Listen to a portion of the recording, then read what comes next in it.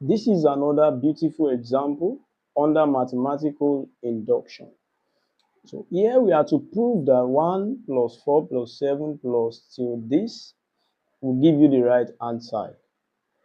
So without mathematical induction, what we are asked to do is to test for each step and see if our result will from on the left hand side will always be equal to the result we have on the right hand side. But for how long are we going to do this? Till we attain probably the largest number which does not exist. So using mathematical induction, which is going to make the process very easy, to follow the following steps. The first step, which is step number 1, is the base case. And what do you do in the base case step? You set n to be equals the first number, which is 1. Now you test that 1, which is this first number, should be equal to, when n is equal to 1, substitute n on the right hand side. And that will give you 1 into 3 into 1 minus 1 over 2.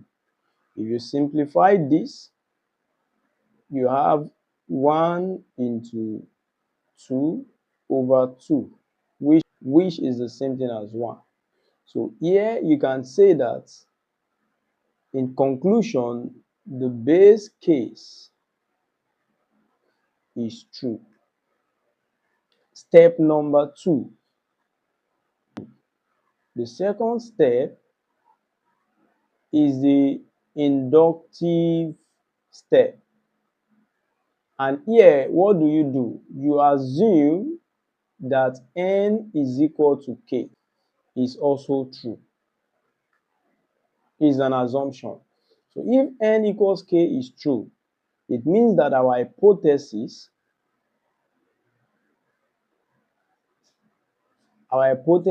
is 1 plus 4 plus 7 plus 3k minus 2, n equals k.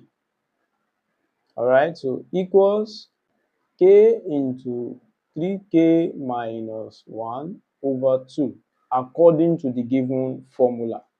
Just substitute k for n.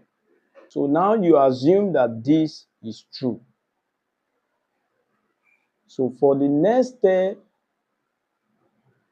it is still under the inductive step, but we'll call this step the inductive proof.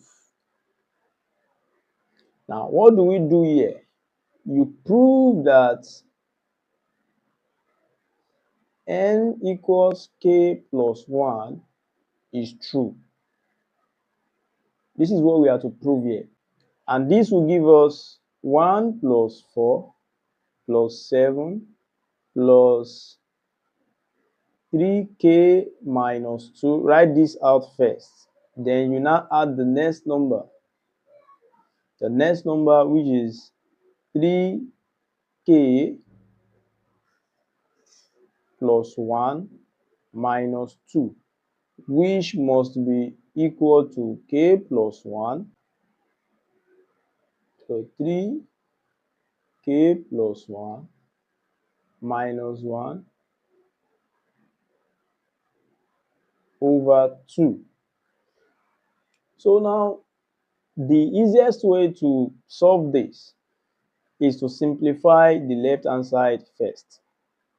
1 plus 4 plus 7 plus 3k minus 2 plus, when you simplify this, you have 3k plus 1.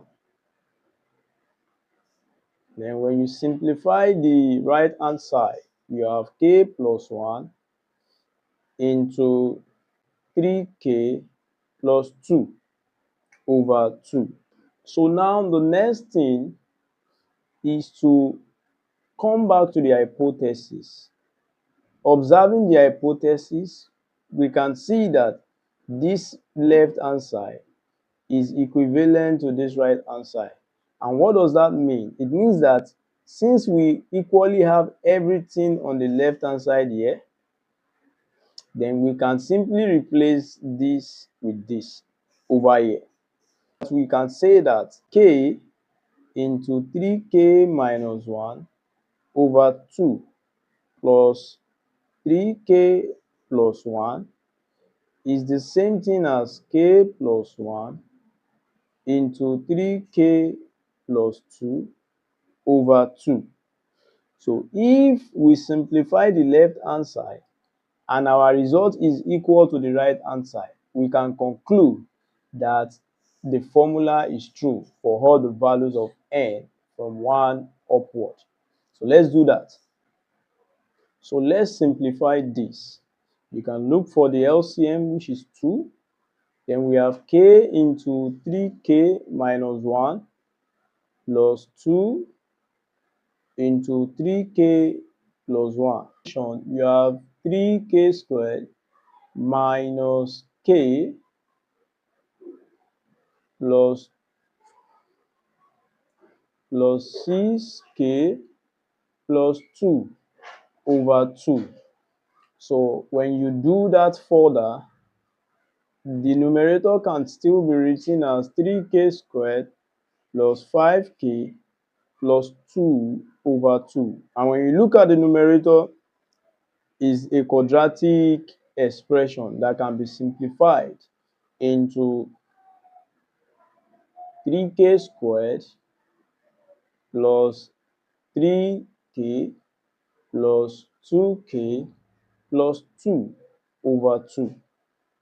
And this is the same thing as 3k into k plus 1, while the other part plus 2 into k plus 1.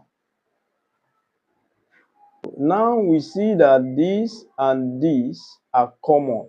So we can simply say that this is the same thing as 3k plus 2 into k plus 1 over 2.